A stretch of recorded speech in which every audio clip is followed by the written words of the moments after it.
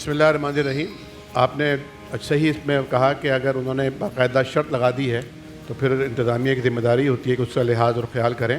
تو بالکل جس طرح مفتی صاحب نے فرمایا کہ علماء کو چاہیے کہ وہ لوگوں کے کنسیپٹ کلیئر کریں کہ ثواب اللہ رب العالمین دیتا ہے اور ثواب انسان کی ضروریات کے پورا کرنے پر ملتا ہے, اس کو تنگی سے نکالنے پر ملتا ہے.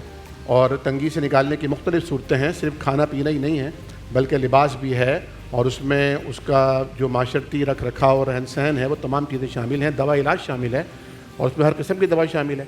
یہ تو ایسا ہی ہو گیا کہ کہا جائے کہ ہم آپ کو ٹوپی تو دے سکتے ہیں, کسی غریب کو ٹوپی دے سکتے ہیں, لیکن اس کو جوتے نہیں دیں گے کہ وہ جوتے پہن کے مسجد میں جائے کیونکہ جوتے زمین سے لگتے ہیں. یہ بہت ہی عجیب بات ہے. جہاں تک یہ بات چلی تو بہت ہی ستم ظریفی ہے. ہمارے ہاں قتل صرف یہ سمجھا جاتا ہے کہ اسے فزیکلی اور طبعی طور پر مار دیا جائے. جو ایموشنلی نفسیاتی طور پر یا معاشرتی طور پر قتل کیا جاتا ہے اسے قتل سمجھا ہی نہیں جاتا ہے.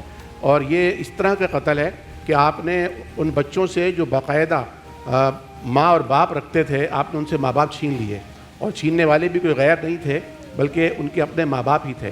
نبی کریم کا فرمان ہے الا کلکم راعٍ وکلکم مسئول عن رعیتہ, تم میں سے ہر ایک نگہبان ہے اور اس سے اس کی رعیت کے بارے میں سوال ہوگا.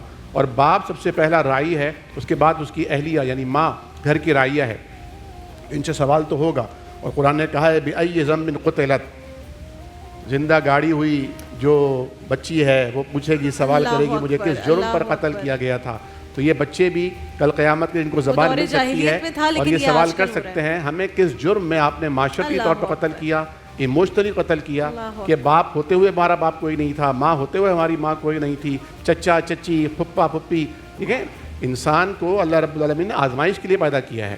اور حدیث شریف میں تو یہاں تک آتا ہے کہ انسان کو اللہ تکلیف دیتا ہے, مومن کو بالخصوص اگر کوئی پریشانی دیتا ہے تو اس سے اس کے گناہ جھڑتے ہیں اور درجات بلند ہوتے ہیں. آزمائش کو خوش نصیبی سمجھیں. یہاں خوش نصیبی ہے یقیناً. یہاں تک کہ قیامت کے دن ایک ایسا شخص جس کو کچھ نہ کچھ مشکلات سے گزارا گیا ہوگا, وہ پھر یہ خواہش کرے گا ان لوگوں کو دیکھ کر جو ساری زندگی مشکلات میں پڑے رہے کہ کاش مجھے دنیا میں کوئی چین نہ ملتا, راحت نہ ملتی, میں دکھوں میں زندگی گزارتا تاکہ ان جیسے انعام اور اکرام حاصل کر لیتا. حدیث شریف تو یہاں تک کہتی ہے حتی الشوک یشاققھا, مومن کو اگر کوئی کانٹا بھی چبھتا ہے اس پر وہ صبر کرتا ہے تو اس پہ بھی اسے اجر ملتا ہے. تو یہاں تو یہ مستقل اجر ہے, صبح سے لے کر شام تک, شام سے صبح تک مستقل اجر کی کیفیت ہے. اور دو ہی چیزیں ہیں شارٹ کٹ جنت میں لے جانے کی, ایک صبر ہے اور ایک شکر ہے.